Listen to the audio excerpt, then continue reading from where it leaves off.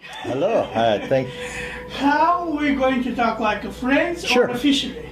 Whatever you want to do. Okay, It's your game. Let's do like a friends. Yes. Okay. Okay. Sure. And you're the top ufologist for Canada, United States, I believe.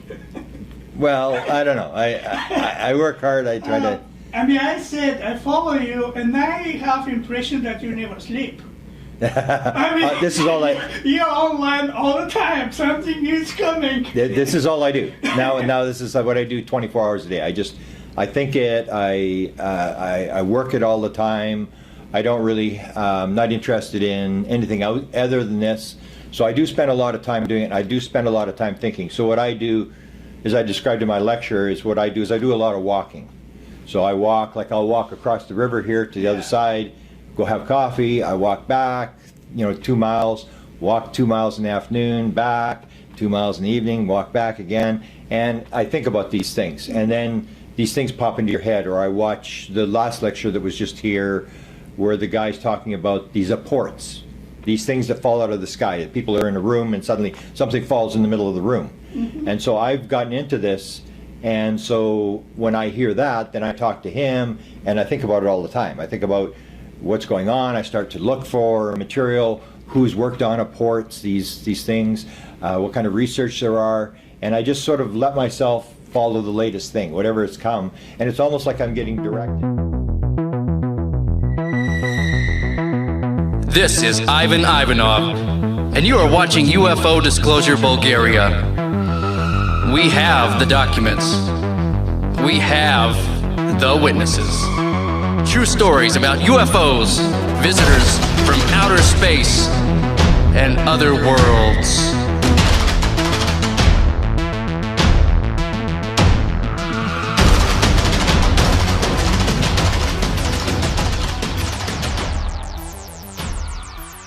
Got to work on this. So this comes, and I get these synchronicities.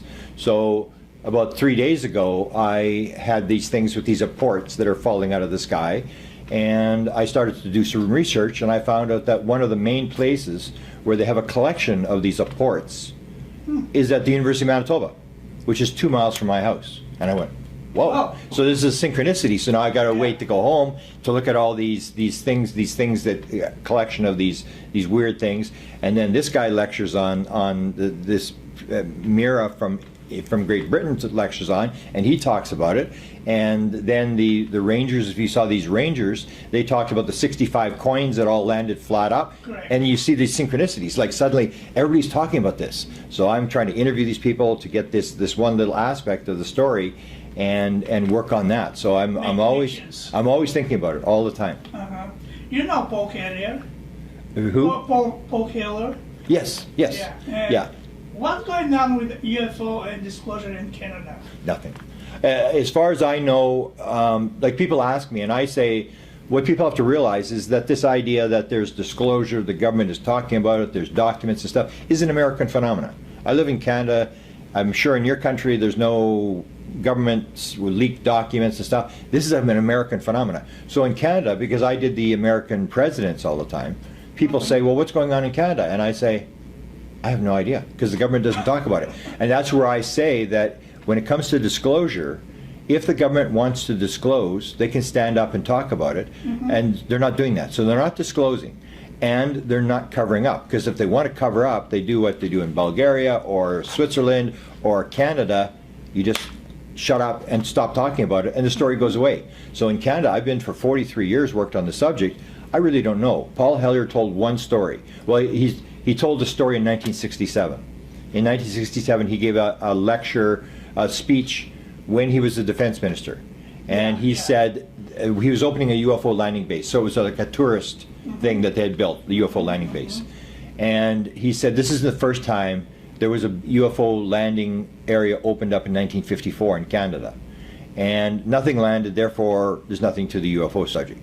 So I questioned him later about this. I said, well, how does this work? And he said, I don't remember, I didn't write the speech. I don't remember anything about it. I don't know. I just gave the speech. Somebody else put the material on the speech. Then later, about 3 years ago, I was with him in Brantford, Ontario, and then he said something else that's significant as to what the government knows.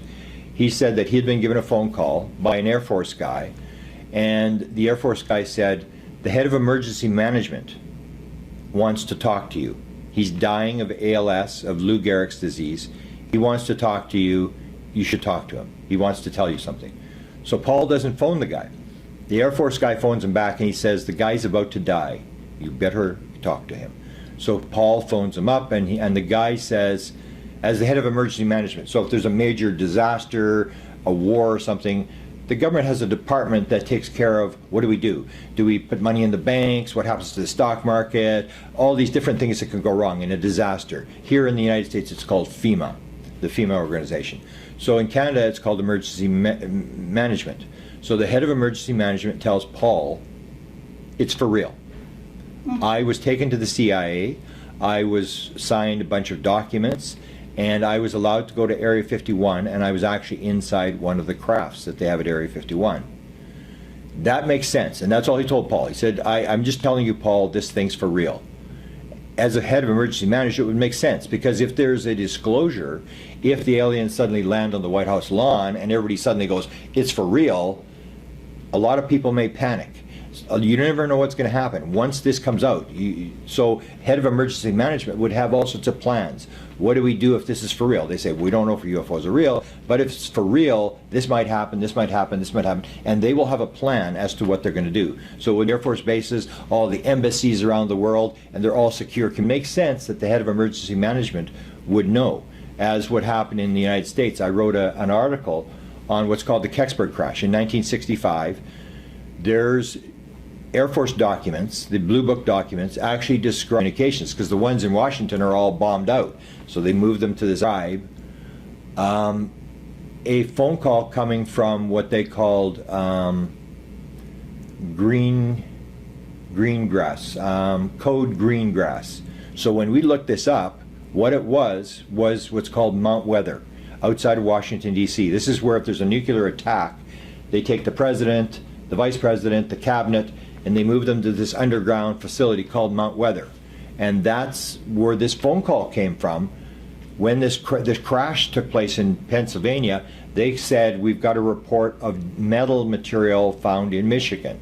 So this phone call came in from the president's bunker, where the president would be taken if there's a nuclear attack. That was the head of FEMA. That's where it is. So it makes sense that in the United States, FEMA is running this thing, and it has communications, like on the underground bunker. So if there's a nuclear attack, they have connections to all the underground base where nobody can knock out the communications, and the president and the government can continue to run the government. So it makes sense that emergency management in Canada and the United States is a key part of what this is all about.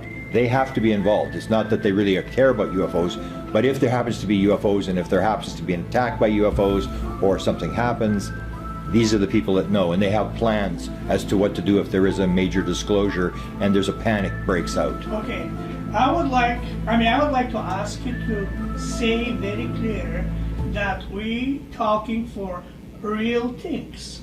Yes. Because in Bulgaria, Yes. people still think, not everybody, but most of the people, they still think that maybe this is kind of science fiction. Yeah. Yeah. Can you say very clear? Yes. According to your knowledge. Yes. Well, what I basically do is what I did is I had a UFO sighting in 1975, and when nobody would publish my story, all I was interested in is somebody must know what's going on, and that's why I went to study the Canadian government, and I went through documents. I talked to the wife of the guy who ran the Canadian government flying saucer program from 1950 to 1954. From there I went and I talked, we did interviews. We tried to get a former president of Penn State University, major Ivy League engineering university in the United States, 14 honorary doctorate degrees, chairman of the board of the Institute for Defense Analysis, the top military think tank, and worked for President Eisenhower. Very high-level guy, and he knew what was going on, but he wouldn't talk to us. He would give us little rhymes and riddles. And then I went to study the President of the United States. So what the information I've always looked at is the highest level person that I can talk to. If it's the President, whoever it is, watch what the high-level people know about it, because you and I on the street really don't know, but somebody has to know what's going on. So I've never really worried about stories or sightings or anything like that. All I want to know is who really knows. And what I do now is I do a lot of work with experiencers. So a lot of people say, I've been on board the ship, I've actually interacted with the phenomena. And there are 4,200 of these people who have actually filled out a survey of 600 plus questions. And when you look at their answers, you have very clear things that these people are being told. So that's where I go. I try to go for the most key information that's valid. It's not one story. So you can have one person, for example, during my lecture I talked about people who claim they've been able to fly the ship. So if you've got one story, it can be science fiction, the person made it up. I've got 50 people all telling the same story. And I put these together and I show people, they're all telling the same story. So you get these patterns across the board. So I'm looking for the best evidence I can, because I had a sighting. I really don't care about sightings. People, they're having a sky watch tonight. I don't care. I've seen something. I don't want to see anything. I just want to know what's going on. I want to know what the phenomena is. And you have to go to the highest level of information that you can. Do you work with the paradigm of this project of Stephen Bassett or not? Stephen Bassett and I, he's interacted with me because he's into the political end. Yeah. So because I ran the presidential UFO website, we had a lot of interactions. We have a difference in what we think disclosure is going to happen, different aspects. But yes, he supported me very much in the very beginning when I had my presidential UFO website. Mm-hmm. He posted, I recovered from the Clinton administration. I went after the Clinton administration for documents because I heard that the Clintons were interested. I had heard that they had dealt with Lawrence Rockefeller, a big billionaire. Yes. And so I filed a Freedom of Information Act request asking for the government documents on the Rockefeller Initiative. I was lucky enough that I got 1,000 pages of documents. So I published, I did some articles on these documents. Rockefeller says to the government says to Rockefeller, these documents to go back and forth. Steve Bassett put them on his website because he was very interested in this whole thing. So we've worked together in that regard, but he's doing a different sort of thing. He wants disclosure of the thing. I'm really not that much, disclosure's fine, but I would rather know what's going on. And so I'm doing a different sort of thing. We're going down different patterns. We're both working towards getting the answer for the people as to what's really going on here and trying to find the best information. He's not so much a researcher as I am. He's more a political lobbyist. So he's trying to force the government to disclose, to answer it, and I'm trying to expose the people in the government who actually know. So I spend time chasing what's called the weird desk at the CIA. Ron Pandolfi and this fellow you mentioned, Alien Protocol, is also, and I got him involved, and he's now interacting with the guy who runs the weird desk. So this guy may tell you stuff that's not true, it's partly true, partly false, but we both realize that this is a top scientist in the CIA. This is the guy that if the government knows the UFO subject, this is the guy that has all the classified material. He knows what's going on. He knows who all the pieces are. He knows what all the programs are. And so we spend a lot of time trying to deal with this guy. I've sort of given up because there's so much disinformation in what this guy's putting out that it's very hard, because that's the thing, is you're not releasing classified material, so you're releasing material that's partly true, partly false. So the story gets out and you hear about Area 51 and then you can't believe this guy's telling the truth. And what they do is they put the story out, but they have things that, like trap doors where it falls apart and everybody goes, oh, that story's not true. Yeah. And then they give up on the story, but the story got out. Area 51 did have a live alien. It did have the crafts there, and we know this from multiple witnesses that for people like George Knapp interviewed. So when you hear George Knapp, and George Knapp's got 25 witnesses that all were inside Area 51 and were telling him pieces of the story, that's valid information. That's very clear. He won 20-some Emmy Award-winning pieces, very high-level journalist. So those are the people that I sort of interact with, and I think we've moved a long way in terms of what I had in 1975. What I knew in 75, what we knew is nothing. Now at least we have some understanding of the fact that the government has now admitted that they are actually studying the subject, and we understand that their Area 51 probably did some back engineering. They're trying to back engineer this stuff. We know an awful lot more than what we knew in 1975. In 1975, there was no discussion about crashes, no discussion about alien autopsies, there was no discussion about Area 51, none of that stuff. All it was in 1975 was someone saw a light flying through the sky, That was it. We were just watching lights fly around the sky. Now we're more into understanding us, that we are running out of time, that we are on the verge of destroying the world.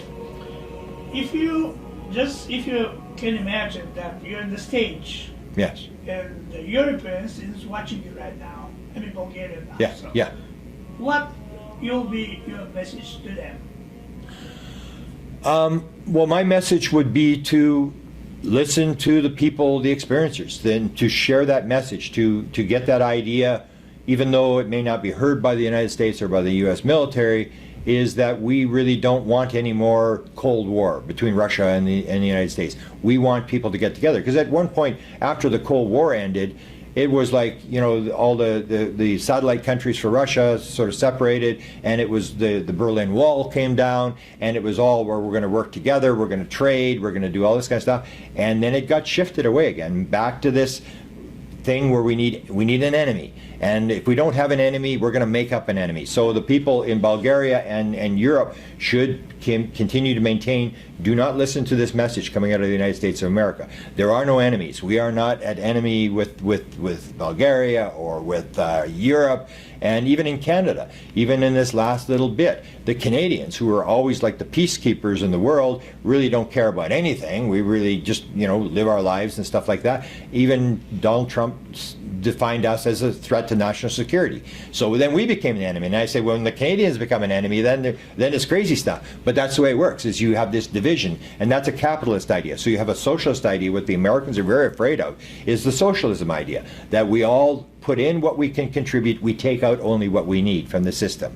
This sort of idea. In the United States of America, it's competition. It's like, I got to get more than you. It's competition, me versus you, and that's where this motivating thing that's coming, which causes the division. That, you know, if you have more toys than somebody else when you die, then you win.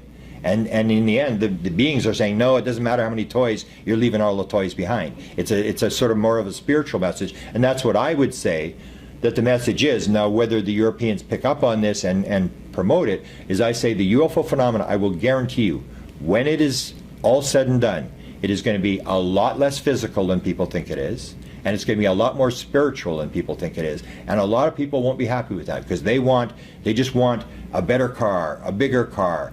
It's like they want whoever this intelligence is, drop down here, give us the free technology, give us the engine, and then get lost. Just give us that's where I said in my lecture, I said people in Canada and the United States have confused Santa Claus with aliens. They think they're coming here to give us stuff. They're not coming here to give us stuff. They're coming here to warn us. That's why they're here. They first appeared in mass numbers after we detonated the first atomic bomb, because it affects the entire universe. When you start doing bombs, these atomic bombs, you're playing with very serious stuff. And so then we start to influence them, and it's like you do the atomic bomb, and you think it only influences, say, the United States of America or Japan, where you drop the bomb. You say, oh, it just happened there. But the entire universe, it was like a signal went through the entire universe. Oh, these kids have got the matches.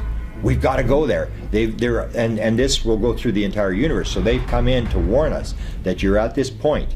And people forget it, because so much it comes down to, I want to pay my bills. It's nice, but I really don't care. I want to pay my bills. I need money. So a lot of people in the military-industrial complex will go along with it. They'll say, what am I going to do? It's my job. I'm in the military. I'm going to go along with this. And I call that the Nuremberg defense. So in World War II, when Jews were being put in the gas chamber, when the Nuremberg trial came, they said to these guys, how could you possibly put people in a gas chamber? How could you possibly do it? And they said, it was the easiest thing in the world to do. I just did my job. And that's the problem, is that people get into the system, and it's hard for you, if you're in the military, to break away and say, I'm not going to obey law, I'm going to do my own thing. You're in the system, and a lot of people will just sort of go along with it because it pays the bills, and I don't think they'll really destroy people. I don't think we're going to really drop bombs on people, and everybody just sort of goes along with it, and it sort of moves along. And then the next thing you know, we have a catastrophe where we're doing some sort of devastating bombing or whatever, and then it shifts back a little bit. But there's so much motivated by money that drives it, that drives this, and it's a capitalist thing. It's this idea of the survival of the fittest, that we have to be the fittest, and we have to it doesn't matter if we destroy your country, because it's a battle. We want to win, and that's the thing where the aliens are trying to tell us, or whoever this intelligence is, no, that's not how it works. If you do that, the world will end. And they're telling us you're running out of time. Thank you very much. Thank you for your interest.